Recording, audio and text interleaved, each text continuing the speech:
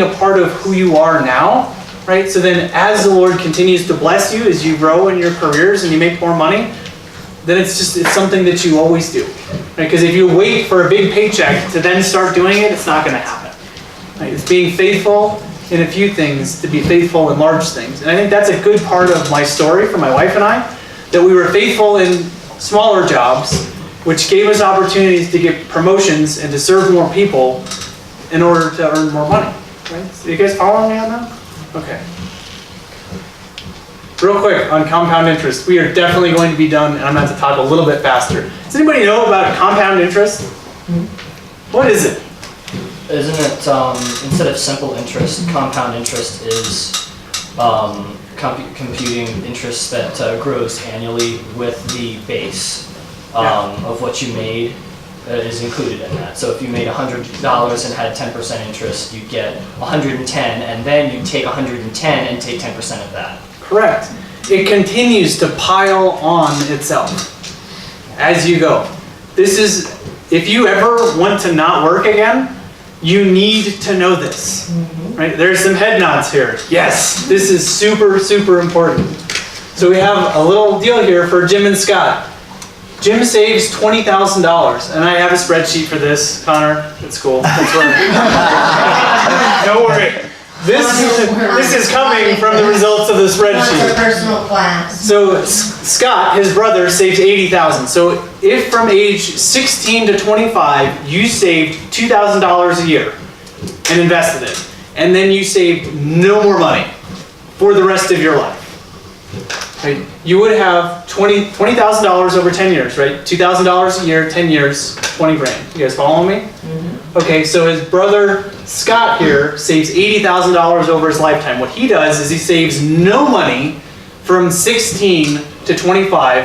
At 25, he goes, wow, my brother has already put $20,000 into his retirement, and with interest, it's a lot more than that already. So you can pull out the spreadsheet to get the figure, but it's not overly important. I think I should start saving some money too. So from age 26 to age 65, he saves $2,000 a year, $40,000 in total. Which one of these people do you think has more money at 65? Scott! Scott! Wait, why? As the number shows. He did put more money in. He did put more money in. But check this out. This is what you would have at 65 if you did that and you received a 10% annual return on your money. Right, so again, Jim put in $20,000 from age 16 to 25, and then he never put any more money into it. So year after year after year, he gets a 10% return on his money for his entire life. Right? He ends up with almost $1.6 million. And all he did was invest $20,000 really young, and the compounding periods is how he ends up having more money than his brother Scott. Right? His brother Scott still only put in 80. Like, that's still an amazing return. Mm-hmm. There's a lot of people who would love to have $973,000 at 65. Inflation and taxes. Okay, so if I wanted to get super, super nerdy on you, I could build all of those in. But this is illustrating the point, right? Yeah. That it's about the amount of periods that you have. So if you wait until you're 45 or 50 years old to start saving for your retirement, it's going to be really, really hard. You're going to have to save a whole lot more money.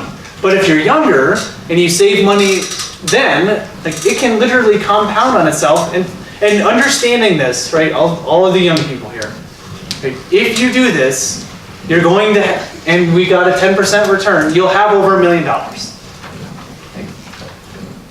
Are you grasping like the weight of what you were just showing? Like this, lots of people want $1 million, right? Yeah. If you guys, well, you're all homeschooled, but sometimes teachers will like say something and stomp their foot, like take a note, this is going to be on the test, right? The adults have seen that. Mm-hmm. Guys, you should probably write down compound interest and go home and Google it tomorrow and learn a little bit. That's one of those teacher compound interest, stomp your foot. Very, very powerful. Yeah. So Jim is actually, he's got $613,000 more than Scott. That is crazy. off of $20,000. Now, can I guarantee you what investments to put it in to make all this happen? No, absolutely not. Anybody who tells you that is trying to sell you something, and you should be very, very careful of following any of that advice. But this is real. Like, there are investments out there where you can get a 10% return. There's also investments out there where you can lose some money. So you need to understand investing and what you're investing in before you make that investment. But by and large, there is a way that everybody should be able to retire. This is an amazing country, and God has truly blessed us. Any questions on compound interest? Abby's like, Connor, let's do some more of it. Okay? Let's get going on. No, she's a spender. So we're just going to do a pre-tax contribution, right? And we don't even really look at it; it just happens. All right, so in retirement, there's several different things that we can talk about. I just wanted to briefly talk about company matches. So if you go into corporate America, right, most companies have some kind of match. So when I was at Comcast, they actually gave you 100% on the first 6% that you contributed. So you put in $6 and the company matches it $6. Whether the markets go up or down, you just got 100% return on your investment. And some people will go, oh, well, the match is only 3. No, like we want to be saving 10, 15%. 15% would be ideal towards retirement. And then you will be in a great position to retire. Does that make sense on the match piece? Not all matches are as good, but it's important. IRAs, it's just another vehicle. There's traditional and Roth. Traditional would be a pre-tax contribution that helps you on reducing your tax liability in the given year. Roth are post-tax contributions, so like real take-home money gets reduced instead of pre-tax money, but it grows tax-free, and then all the money that comes out is tax-free. Right, so if we did what was happening in that previous scenario, and it was all post-tax dollars, you don't pay taxes on the $1.6 million that you now have. If you had to pay taxes, at least 25% of that money is gone. So even if, just to make the math really easy, if you had $1 million and you have to pay 25% in taxes, that suspiciously looks like $750,000. Right? It's still $750,000. $1 million's better. But $1 million would be a lot more fun. Yeah, So we're like running right up on time. Like Rick was saying, there are some big purchases that will happen. Right? There is a way to buy a car without a car payment. Right? The average car payment right now is just under $500 a month. And a lot of people go, how much down, how much a month? I can afford $500 a month for the next 60 months. Like the car probably won't run in 5 years, but I'll still be paying for it. So I would encourage you to say, hey, what if we take that $500 that we think we can afford and we put that in a savings account, and in 10 months, how much money do we have? $5 grand. Can you buy a decent car for $5 grand? yes. Absolutely. What if you did it for another 10 months? You saved another $5,000. Look, if you buy a $5,000 car, it's probably still worth $5 grand in 10 months. Pretty darn close. But now you can buy a $10,000 car and pay cash in 20 months. Doesn't that sound more fun than going, I'll sign up for that payment and then for the next 5 years I'm going to be paying on this thing? Student loans, we talked about that. Education is getting incredibly expensive. Anything that you can possibly do to not go into debt, do that. Absolutely. And if that means working a part-time job, like the average GPA for a student that's working 19 hours a week, so part-time job, is higher than the ones that aren't working. Because I worked full-time. I was actually working 55 hours a week when I was going to school full-time. So I don't really know what anybody does. I'm With like, all just that going to time, school? right? Yeah. So you can work. That's okay. And you'll probably have a better GPA as a result of working your way through college. Buying a home. Now this is really, really tough. Like, who's thinking about buying a home, right? We're in high school. I'm surprised. That's good, very good. We're gonna have to save up money for a down payment, right? There are, like through the VA, it's the only loan product where you get to do 0% down. Right? I think that our veterans should have benefits, but I don't really like the funding fee that's attached to those loans. I'm like, what's the deal? Anyway, sorry. Whole other deal. Now I'm over past 9 o'clock. If you can do it at all, a 15-year loan is a way better deal than a 30-year loan. The reason why I say that is, yes, the payment is higher, but a whole lot more of that payment each month goes to the principal instead of interest. We'll go for like the 9 to 10, we'll do that. Okay, Connor? Cool. So the next step, really, like this could easily be a time that some guy named Justin came down and talked to you and then you just forget about it. Right? Or it could be something that has a material impact on how you live your life for the rest of your life. So I've read enough business books to realize I actually don't need more head knowledge at this point. Like, I would encourage you all to keep reading and keep learning. Right? But there will come a point in time in your life where you go, knowing what to do is not as important as actually doing it. Are you following me there? Actually doing it. And it's interesting because James has something to say about that in the scriptures. But don't just listen to God's word. You must do what it says. Otherwise, you're only fooling yourselves. So, with that, we talked about a whole bunch of stuff. Talked a little bit about my story, the nerds and the free spirits. We analyzed the bank statement. We built a budget. We talked a little bit about the debt snowball and how you would get out of debt. Hopefully there's not piles of debt for our high school students tonight. We talked about income and how important that is going to be throughout your careers. We talked about giving and compound interest, and then snuck in some big purchases, and I'm 3 minutes over. Does anybody have any questions?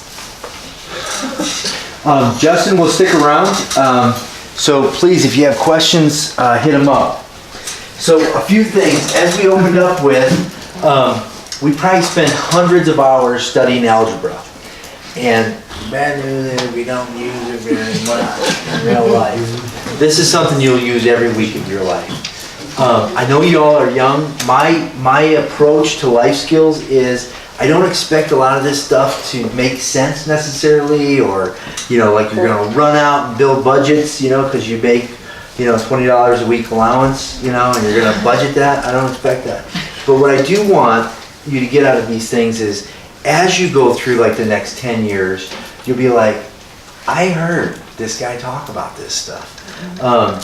And start going back and looking at your mental notes, reading and so on. Study, gang this stuff. Money problems is kind of like a lion in the shadows. It is waiting to devour you at any given time throughout your whole life. So I encourage you to study. Dave Ramsey's stuff is amazing. Dave Ramsey is a great thing to write down, gang. I encourage you to read it. Justin talked about Girls of Code and so on. I came across a podcast called Side Hustle, and all it is podcasts on a side hustle is like a side job you can do to make extra money.